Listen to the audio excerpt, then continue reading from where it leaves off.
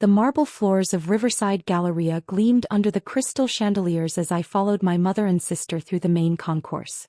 Black Friday crowds swirled around us, shopping bags from designer stores rustling with each step. My mother's voice carried over the ambient music and chattering shoppers. "I don't know why you insisted on meeting here, Elena," Mom said, adjusting her Burberry scarf. "You know this mall is completely out of your price range."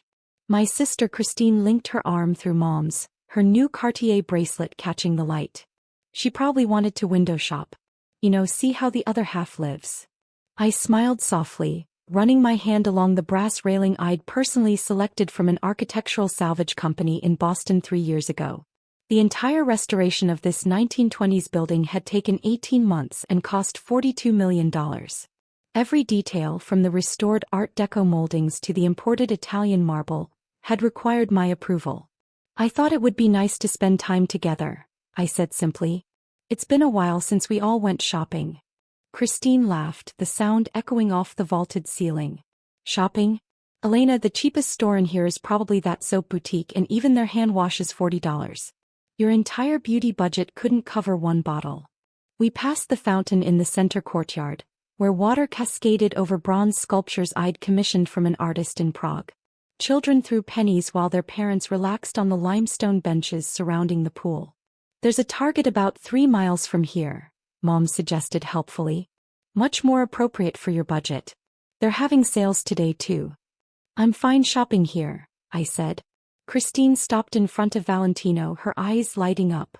"Oh, this is where I bought my dress for the charity gala last month.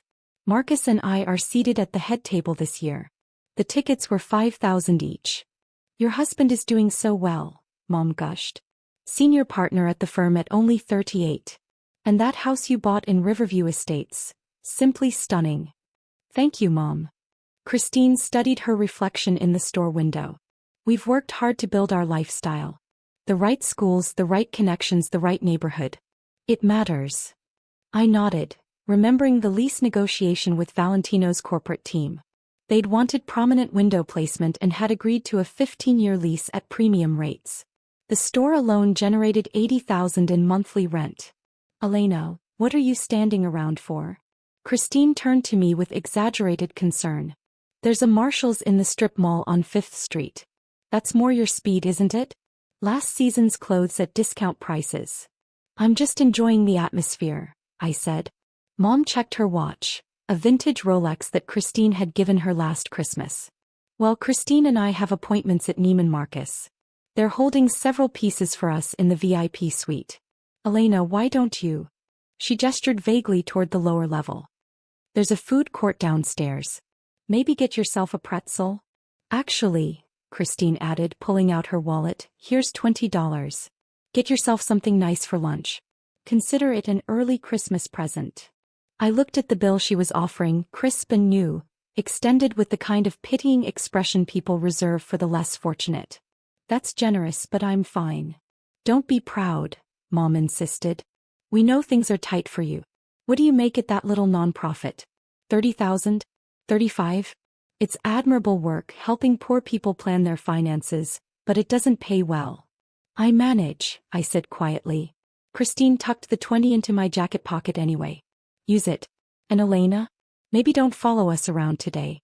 The stores we're going to, the staff can be judgmental about people who clearly can't afford anything.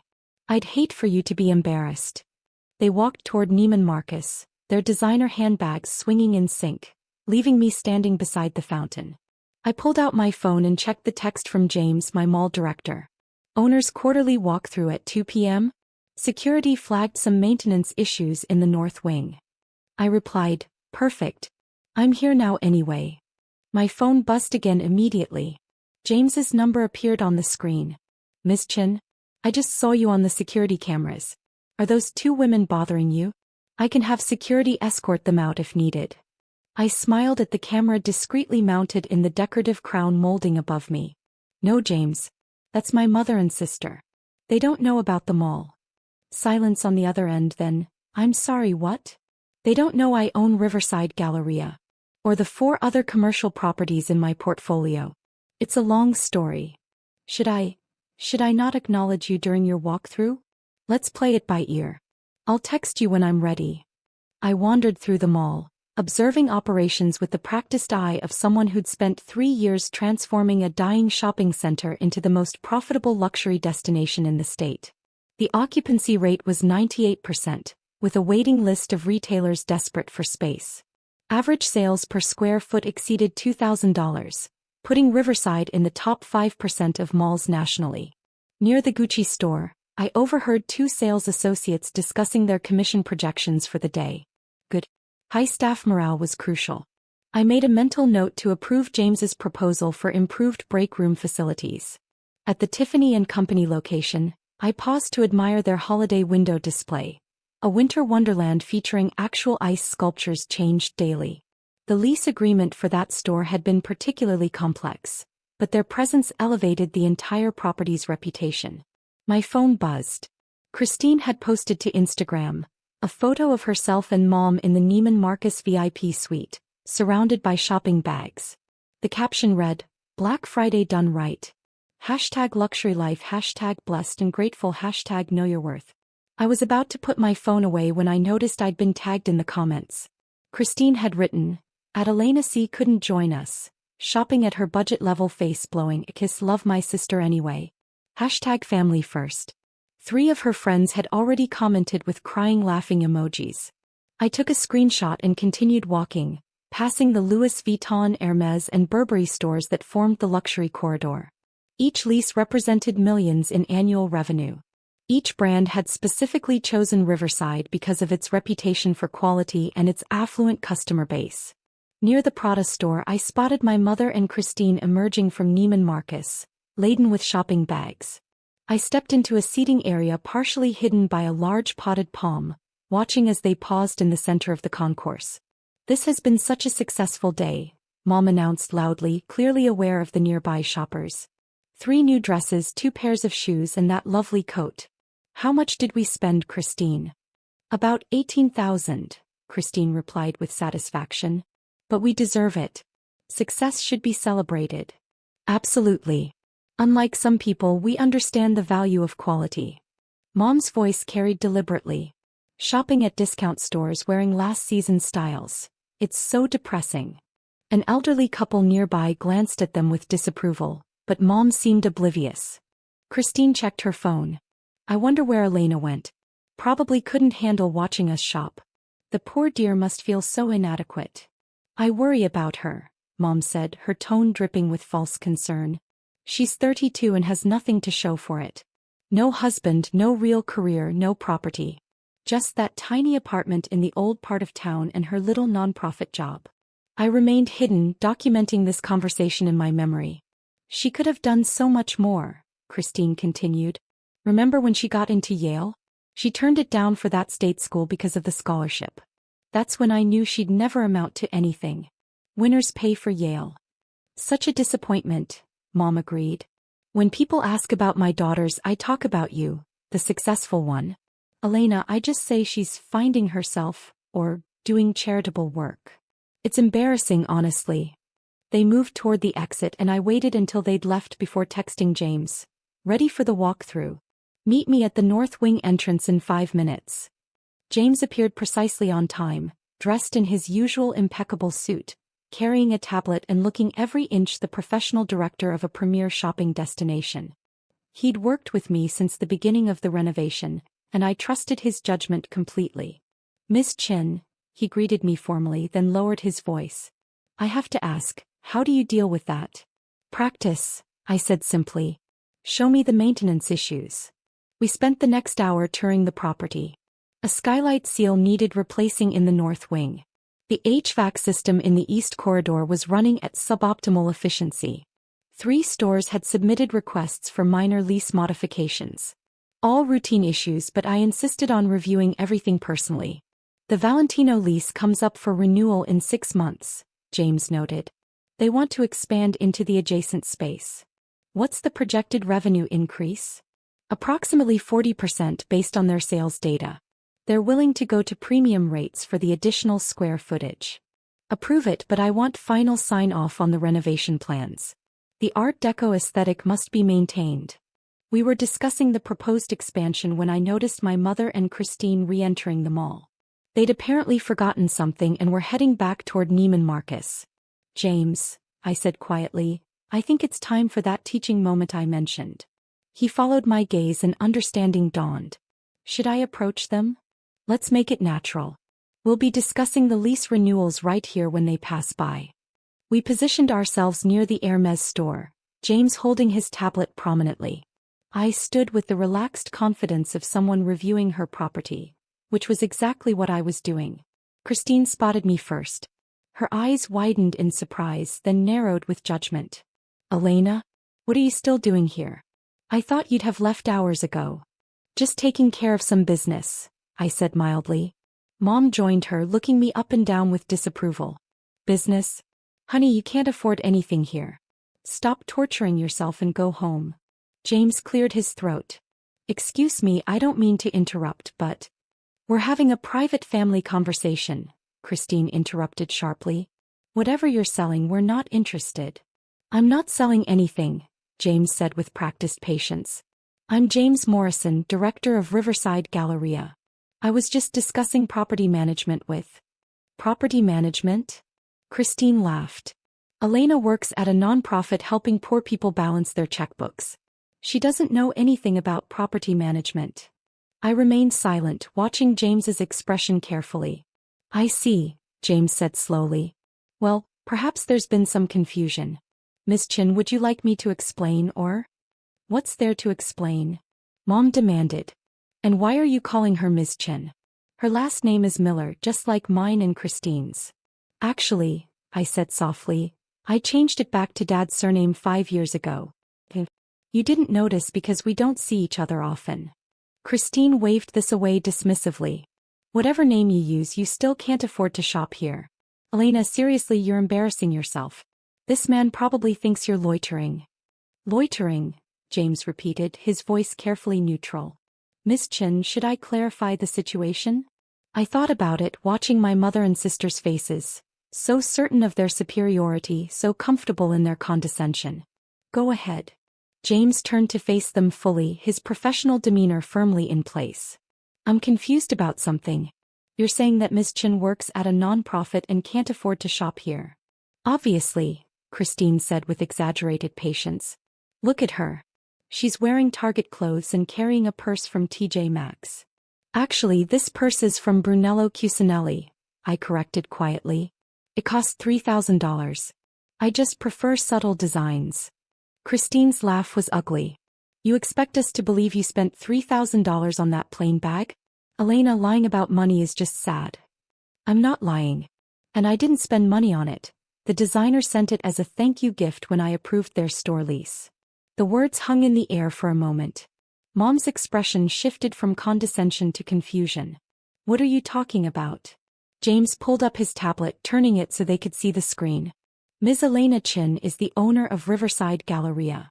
She purchased the property 3 years ago for $42 million, invested an additional $28 million in renovations, and has increased the property value to approximately $190 million. Silence. Christine stared at the tablet, where my name appeared at the top of the ownership documents. That's not possible." "I assure you it's quite possible," James continued. "Ms. Chin owns this mall outright, along with 4 other commercial properties in the region. Her total portfolio value exceeds $300 million. Mom groped for the nearest bench, sitting down heavily. $300 million? This can't be real, Christine insisted. Elena works at a nonprofit. She lives in a tiny apartment. She drives a Honda. I work part-time at the nonprofit because I believe in their mission, I explained calmly. I live in a brownstone I renovated in the historic district. It's 4,000 square feet and worth about $3 million. And I drive a Honda because it's reliable and I don't need to impress anyone. But Mom's voice was faint. You turned down Yale because you couldn't afford it. I turned down Yale because the state school offered me a full scholarship plus a stipend, and I wanted to graduate debt-free so I could start investing immediately. By the time I was 25, I'd purchased my first commercial property. A small office building I renovated and flipped. I used those profits to buy a strip mall, then another. Riverside was my fifth acquisition. James added helpfully.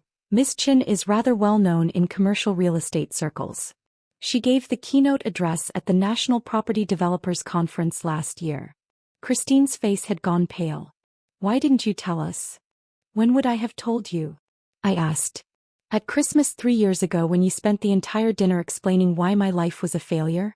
Or at your wedding when you seated me at the kids' table because you didn't want your successful friends to know about your disappointing sister? Mom found her voice. That's not fair, Elena. We didn't know.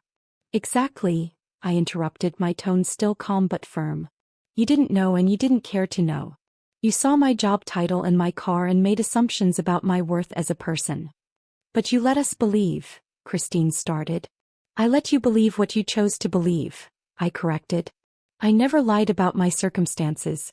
I simply didn't perform my success in ways you recognized as valuable. James's phone buzzed. He glanced at it, then at me. Miss Chin, the Versace corporate team is here early for their meeting. They're waiting in the executive conference room. Thank you, James. I'll be there in a moment. Wait, Mom said desperately. You're meeting with Versace? Their lease is up for renewal. They want to expand their current space by 40%. I checked my watch. I really do need to go. This meeting has been illuminating. Christine grabbed my arm as I turned to leave. Elena, wait. I don't understand. If you're this successful, why do you dress so plainly? Why do you work at a nonprofit? Why don't you live like you have money? I gently removed her hand from my arm. Because my self-worth isn't tied to external validation. Because helping people achieve financial stability matters to me. And because I learned a long time ago that people who judge you based on your appearance aren't people whose opinions should matter. But we're your family, Mom protested. Are you? I asked quietly. Family supports each other. Family doesn't mock each other on social media. Family doesn't hand their sister $20 like she's a charity case. Christine's face flushed. I was trying to be nice. You were trying to be superior, I corrected. There's a difference. James cleared his throat diplomatically. Miss Chin, I hate to interrupt, but the Versace team. Of course. I turned back to my mother and sister one final time.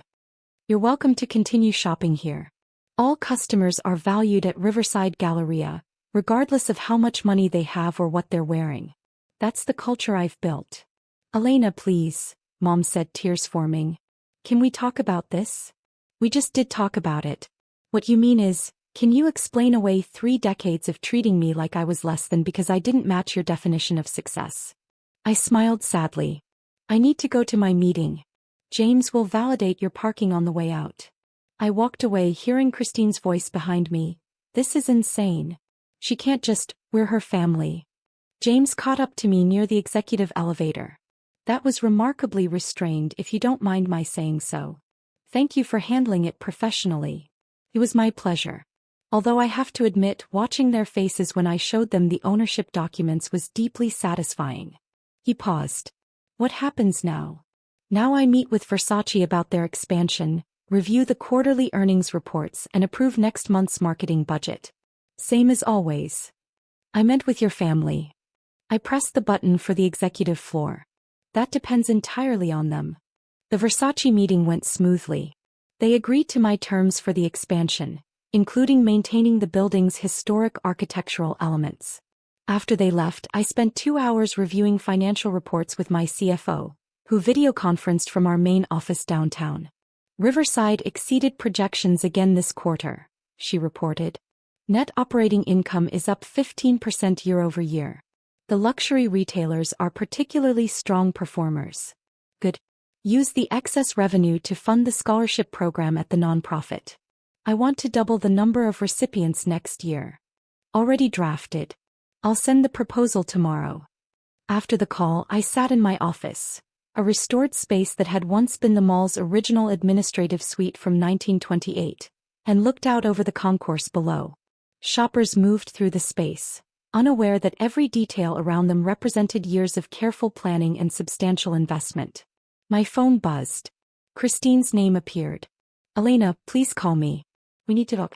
What I said earlier. I didn't mean it. Any of it. I deleted the message without responding. Another text came through, this time from Mom. Your sister is devastated. She didn't realize. We didn't realize. Please give us a chance to apologize properly. I set the phone aside and returned to work. Over the next week, the messages continued. Christine called 6 times. Mom left voicemails that progressed from apologetic to defensive to angry to apologetic again. I responded to none of them. On Thanksgiving, the actual holiday, my phone rang at 8 a.m. Christine's number again. Elena, I know you're ignoring me, but please listen. I looked you up. The keynote speech James mentioned, your investments, the awards you've won from the business community. You're not just successful, you're exceptional. And I've been terrible to you. I almost answered but didn't. She continued in the voicemail. I thought about what you said about judging people by their appearance. You're right. I've spent years building a life that looks impressive on the outside while going into debt to maintain it. Marcus and I are house poor. We leased the luxury cars. The charity gala tickets? We couldn't actually afford them, but we went anyway because of how it looked. Meanwhile, you've been genuinely successful this entire time and I mocked you for it. I saved the voicemail but didn't respond. At 3 p.m. there was a knock on my brownstone door. I checked the security camera and saw Christine standing on my porch alone holding a pie. I opened the door. I brought sweet potato pie, she said immediately. I made it myself, which you know means it's probably terrible because I can't cook. But I wanted to bring something that required actual effort instead of just buying something expensive. I stepped aside, letting her in. Christine stood in my foyer, looking around at the restored Victorian details, the original hardwood floors I'd refinished, the antique chandelier I'd found at an estate sale. Your home is beautiful. It's actually you, elegant but understated. Thank you. I'm sorry, she said abruptly. Not sorry you were offended. Shri sorry. I treated you horribly because it made me feel better about my own insecurities. You didn't perform success the way I expected, so I assumed you were failing. That says everything about me and nothing about you. I gestured to the living room. We sat on opposite ends of my restored Victorian sofa. I've been thinking about what you said, Christine continued. About family supporting each other. I haven't been your sister in any meaningful way since we were kids. I've been your competitor, your judge, your critic. Never your supporter. No, I agreed. You haven't. Can I ask you something? Why didn't you tell us about your success? I considered the question carefully. At first I didn't tell you because I was young and still building. By the time I'd achieved real success, you and Mom had already established such a clear pattern of judgment that telling you felt pointless. What would it have changed? We would have treated you better, Christine said quietly. Exactly. You would have treated me better because of my money, not because I deserved basic respect as a human being. That's not actually better treatment. It's just a different kind of superficiality. Christine absorbed this, tears forming. I've built my entire life around appearing successful instead of actually being successful. And I've been miserable doing it. Then change. How? I'm in debt up to my eyeballs. Marcus and I fight about money constantly. We're about to declare bankruptcy, but we're still pretending everything's fine because we can't face the embarrassment. I pulled out my phone and made a note. Come to the nonprofit Monday morning. 9 a.m. We'll go over your finances and create a realistic plan. No judgment, just practical help. You do that? After everything. The nonprofit helps people in financial crisis regardless of their background. That includes family members who've been terrible to me. I paused. But Christine, I'm helping you as a financial counselor, not as your sister. You'll need to earn the sister relationship back. That takes time. I understand. She wiped her eyes. What about Mom? What about her? She wants to apologize too. She's afraid you'll never speak to her again. I'll speak to her again. When she's ready to actually examine why she treated me the way she did, instead of just apologizing because she found out I'm wealthy. Christine nodded slowly. That's fair. We sat in silence for a moment, then Christine laughed wetly. You know what's funny? I posted about my Neiman Marcus shopping trip on Instagram. Spent $18,000 I didn't have on clothes I don't need to impress people I don't like. Meanwhile, you actually own the mall I was shopping in. It is somewhat ironic. Can I ask one more thing? The $20 I tried to give you. I donated it to the nonprofit's holiday fund. Someone will have a better Thanksgiving because of it. Christine's face crumpled. I'm so sorry, Elena. For everything. I know. Now let's see if that pie is as terrible as you think. It was, in fact, pretty terrible. But we ate it anyway. Over the next months, things slowly changed. Christine came to the nonprofit every week, working with one of my counselors to address her debt. She and Marcus sold the house they couldn't afford and moved into a modest condo. She stopped posting about luxury purchases on social media and started posting about her journey toward financial health. Mom took longer. She sent gifts I returned. She wrote letters I filed away unread. Finally, 6 months after the mall incident, she showed up at the nonprofit's office. I'd like to volunteer, she announced. If you'll have me. I looked up from the budget I was reviewing. Why? Because I've spent 6 months thinking about what you said. About judging people by their appearance and their job titles. I've done that my whole life, and it made me a terrible mother to you. She sat down across from my desk without being invited. I don't know how to fix what I broke, Elena. But I want to try. Volunteering here won't fix our relationship. I know. But maybe it'll help me understand why you chose this work over flaunting your wealth. And maybe eventually you'll believe that I'm sorry for the right reasons. I studied her face, seeing genuine remorse instead of performative apology. We need help with tax preparation assistance. Training starts next Tuesday. I'll be here. She was. Every Tuesday for the next year, Mom volunteered at the nonprofit helping people navigate their tax returns. She learned their stories, heard about their struggles, and slowly began to understand that financial hardship didn't equal moral failing. One evening she stopped by my office after her shift. I met a woman today. Single mother, 2 jobs, barely making rent. She reminded me of what you must have felt like when we judged you, except her situation is actually desperate and yours never was. We just convinced ourselves it was because you didn't display wealth the way we expected. Did you help her with her taxes? Yes. And I talked to Christine and we're going to fund her security deposit for a better apartment. Anonymously. Mom paused. Is this what it feels like? Using money to actually help instead of just impress? Yes, I said simply. This is what it feels like. The following Thanksgiving we gathered at my brownstone. Christine and Marcus, Mom, and a few friends from the nonprofit. No designer clothes, no expensive gifts, no performances of wealth. Just a meal cooked together and genuine conversation. I'm grateful for second chances, Christine said during our traditional sharing. And for a sister who gave me one even when I didn't deserve it. I'm grateful for lessons learned, Mom added. Even the painful ones. When it was my turn, I looked around the table at the imperfect, evolving family we were building. I'm grateful for people who are willing to change. And for understanding that real success isn't about what you own, it's about who you become. Later, after everyone left, I drove to Riverside Galleria. It was closed for the holiday, empty and quiet. I walked through the darkened corridors, past the stores I'd carefully curated, through the spaces I'd lovingly restored. My phone buzzed with a photo from Christine. The 3 of us from earlier that evening laughing in my kitchen, no filters or careful staging. Her caption simply read, "Real family." Finally. I saved the photo and continued walking, thinking about the journey that had brought me here.